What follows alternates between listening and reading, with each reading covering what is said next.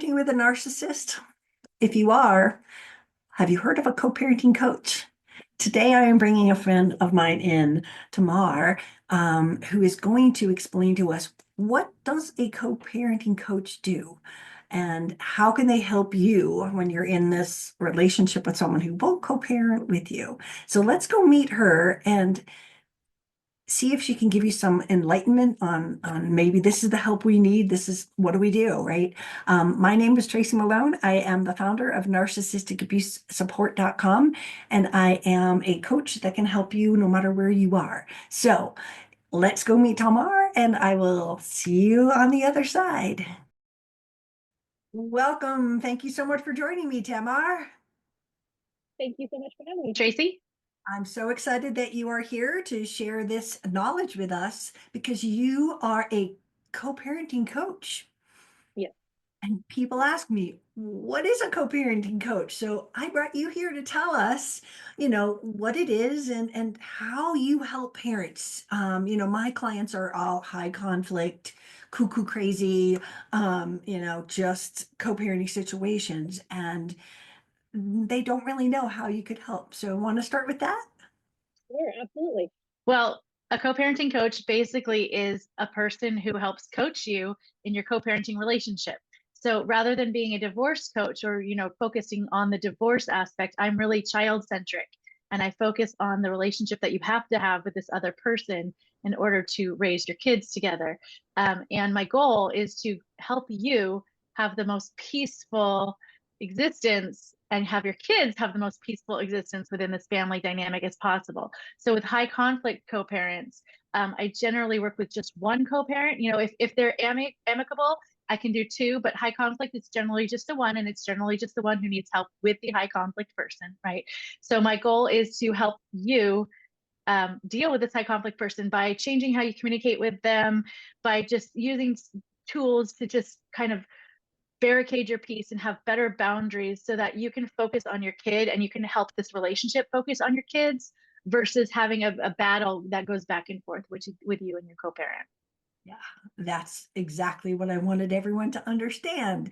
Because my next question was going to be, do you work with both or just one? And again, in a high conflict situation, I was like, I don't think that's going to work too well because it's all a blame game and they actually don't want to co-parent together. They want to create chaos. So, in that, well, if you think about what a healthy co-parenting relationship would look like, Right. how do you take someone who is in that high conflict situation and make it look like it's healthy? And because it's for the kids, right? That's the whole part we have to like, even though the parents have this conflict between them, the kids are watching. We have to protect them. So tell me how that works. Yes, it's for the kids. And that's one of the things I really try and help my clients understand is that anything that is a win for your kids is a win, right? So a lot of times we're stuck in this cycle of conflict and we want to be right or we want to be heard or we want it to be this certain way. But what we don't tend to understand is if we shift our perspective and we see, okay, our kids are actually getting something out of this. If I back off or if I behave a little bit differently, my kid is actually surviving and thriving and not in the middle of conflict. And so that's actually the win. It's not whether they heard me, it's not whether I won the conflict, it's that my child gets to live a life that's more peaceful and harmonious. That's our win. So with that, going back to your actual question, what does a healthy co-parenting situation look like? I think people have this idea in mind that to be healthy co-parents, it means you have to be best friends and you have to do everything together. And so your marriage ended, but now you have this sort of blissful, togetherness. And that is so inaccurate. There are some couples, of course, who split amicably and they can have a friendship and move on, and that can be fine. But generally speaking, co-parenting, runs the gamut, as you know. Like there's a whole stretch of what co-parenting can look like. And so a healthy co-parenting relationship is whatever works best for you to make sure there's very little conflict and your kids are not feeling it. So a healthy co-parenting relationship can look like, you're really not talking at all. You're really not friends at all, but there's peace. Or a healthy co-parenting relationship can look like, we work out the schedule every week, we have monthly meetings, whatever it is. So there's a whole range in there and it's very, very individual. But the bottom line, the goal is peace, less conflict. And if you can have a relationship that has very little to no conflict, then you are in a healthy co-parenting relationship. Thank you. What I'm also hearing in here is put your oxygen mask on first because you less triggered, less activated about responding to all the crazy texts or emails or drama is to just sit there and go, you know what? I'm not letting that. You're like Teflon and it slides off of you because now the kids are not seeing you. And that's what I see, especially in the beginning of divorce where everything's being tossed around and it's a civil war, right? The kids are in high conflict and, they're like literally pulling them out of the car and ripping them by their hair. And it's always this ugly situation. Um, but I think we need to work towards, and I love what you said about it's not like the Brady Bunch. Not every family is going to be the Brady Bunch, besides that their exes both died, but that happy, we're all part of a family, right? It is, Yeah. it is working together, learning what works, learning what doesn't work, learning how to process the crap that you're being hit with every day and not let it ruin your day, but you still respond to what needs to be. But at the same time, it's like I watch people just get taken down. And that's it, right? And so it becomes a war, and then the kids get thrown in the middle. There's loyalty fights. So, there's just so much in a co-parenting relationship that parents need to know that it's okay if it's just didn't suck today. Definitely. And I think that people need to understand that you actually can create a lot of change just on your own. Just this other person can remain in their high conflict, volatile cycle. But if you change how you behave with that patterning, then you can change that relationship. For sure. I bet you have things that parents shouldn't do. If you were to say, I don't know, 3 things that they do shouldn't be doing, what do you? Absolutely. But the first biggie is don't put your kids in the middle. And I think that, we all say, oh, of course not. But when it comes to high conflict, it actually can be really easy to put your kids in the middle and you don't even realize it because sometimes we just put it on them, like you tell your mom or you tell your dad this kind of a thing. Like, I don't want to deal with that person anymore. But you really can't put your kids in the middle. You have to have the adult conversations and the adult relationship separate from them. So that's number one. Don't put them in the middle. Number two, I'd say, especially since we're talking high conflict and narcissists and all that kind of stuff, is don't let your emotions get the best of you. Don't let your emotions get the best of you. Take a breath, step back, whatever you need to do so that you can make sure that when you are engaging, you're coming from your calmest self as much as possible, and that you're only really responding to what needs to be responded to, and you're not engaging in high conflict emotional connection all the time. So that would be number two. And then number three is to don't overshare. So this is actually going, with high conflict, don't overshare with your co-parent. They don't need a lot of extra information. Don't apologize to them for things. Don't give them a lot of detail that they can then get into your situation with. Talk about the basics. Just be in the basic relationship of what needs to happen for your kid. That's a beautiful thing. I love all of those tips. Again, if people don't really understand, they have options. They feel like they're on this hamster wheel of conflict that will never end. And that never ending hopelessness doesn't allow them to go, hey, go meet with somebody and get a process, get a strategy, get some plan together that they trigger you when this happens. What can I do differently? How do I serve my children when they come back and say something, right? Because that's what narcissists do. And the kids get turned against their parents. I used to have a parent, love her dearly, and her kids, all three of them, would come back and go, why don't you kill yourself? Here's a knife, stab yourself. You don't deserve to be alive, mom. Like really Oh, the things. And then the mother's like, well, what do I say when they say this crazy stuff or they're throwing a shoe at me?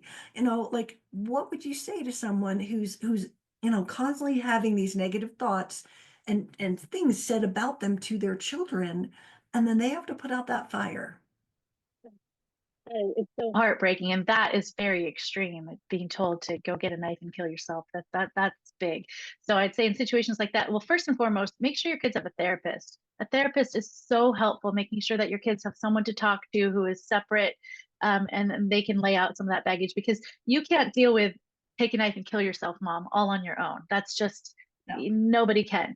So the other thing that I would say is that we try and avoid talking smack back, right? We try and avoid still putting the kids, we don't want the kids in the middle and we don't want to defend ourselves.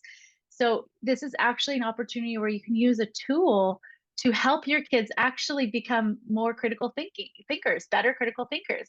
So being divorced and having a high conflict situation can actually have some silver linings where your kids can learn how to think and they can learn how to discern. And this is your job to help teach them that. So in a calm moment, not when they're sitting there saying like, take a knife and kill yourself, wait for them to calm down, wait for the transition to, end, and then have a conversation. Dad said I should kill myself. What do you think about that? Ask them a lot of questions. Why do you think he said that? Do you agree with him? Do you believe that I'm that way? Or what do you see? And ask them questions. It helps to empower them and it helps them to create this level of discernment. And it also stops you from talking smack about your other co-parent and having it go back to them and having this conflict continue. Never, never, never retaliate with terrible things about their other parent. Again, it never ends well, right? And then the children get confused, but then the kids are confused because you're called the devil's spawn, and so they're like, "Well, I want them to know the truth." That's where it's hurting the children. They don't need to know the truth. They need No. talked about. Honey, that must have been so hard to hear, or not blaming it. Did your father say that? Because that would turn around and make the whole thing into a bigger war, right? And also when they see you approaching it calmly and that you're not attacking their other parent, that's also information that they start to receive and they start to realize, this is my calm centered parent. This is the parent who is probably telling me the truth. This is the parent I can probably feel safe with. So they need that too, that regulation. Absolutely. And again, the narcissist is not going to teach them emotional resilience.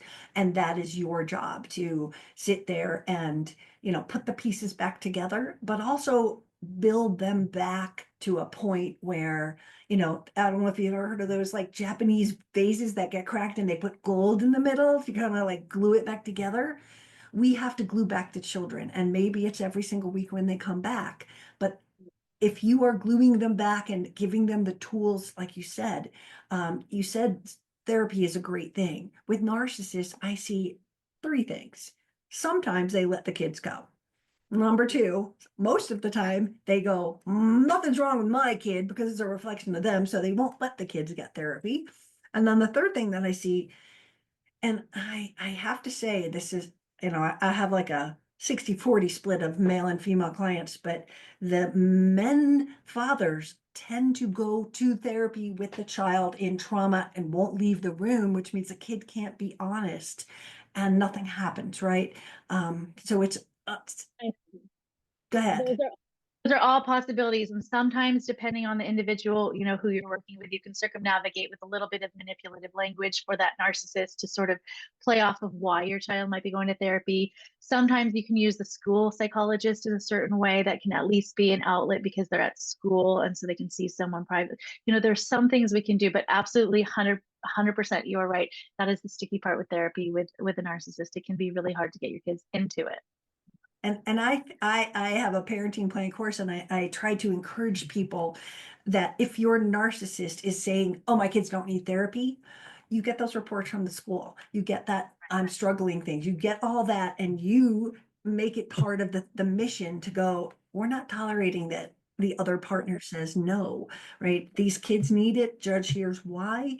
And in the end, the one with the kill me mommy thing, she ended up with full custody because it was an alienation case bigger than any they'd ever seen. And so she was like, okay, so now she's got them full time and he sees them for 2 hours a month at $500 an hour for supervision, right? So it did catch up and it did help. And now the kids have a chance of finding themselves again and learning the truth and sort of deprogramming all that bad stuff that was put in their head. But again, if they won't go to therapy, during the divorce process, that is the impetus for you to get something in there to protect your children and make the judge decide and you show them why. So people don't realize that you have that power after it's done and you've got a decree. It's a lot harder. But if you see the problems in the divorce, this is where we want to show that the other parent is not being cooperative and it's in the children's best interest. Absolutely. And then it also goes back to that same thing of not getting triggered by emotions, right? Because you have to collect that evidence and you have to actually just stay in the facts. Because the judge doesn't care about your emotions. They don't care about your story and how you're crying because you've been told to kill yourself. But they do care about what the teacher says, right? And what the school psychologist has said. And like they care about the facts. So you're correct. Keep collecting the facts. Absolutely. Evidence is gold, and the more you have, the more you can get protection for before it's finalized. So that's important. Is there anything else that we missed about what you do, or anything that you can do to tell me how to help parents? Well, I mean, it's very broad, but I do help with parenting plans and I do help with helping you create different modes and methods of communication. And I'm just basically a sounding board for whatever situation you're in to help you see that you're not stuck, that there are other ways to handle where you are and that maybe you just can't see them right now. So I'm here to offer, tools and advice and just different outlets and different streams for you to travel so that you can maybe switch your perspective and switch how you are engaging in this co-parenting situation. Thank you so much. How do people find out more about you? We'll put the link down below, but can you tell us? Absolutely. Yeah, they can find me on my website, which is just www.tamarburris.com. I'm also on Instagram with my name. You can message me, either place, send me a direct email through my website. I'm happy to get back to you on any of it. Thank you so much. This has been, Yeah. it's going to help a lot of parents. So thank you for Yeah. explaining what a co-parenting coach is. Thank you so much, Tracy. I appreciate being here. I hope that was helpful for you. If you are co-parenting with a narcissist, you know it is hell on earth. And we need all the tools and tricks that we can possibly get to make sure our kids come out on the other side in the best possible way that they can. So this is Tracy Malone. Thank you so much for listening and joining me, and I will look forward to seeing you next time.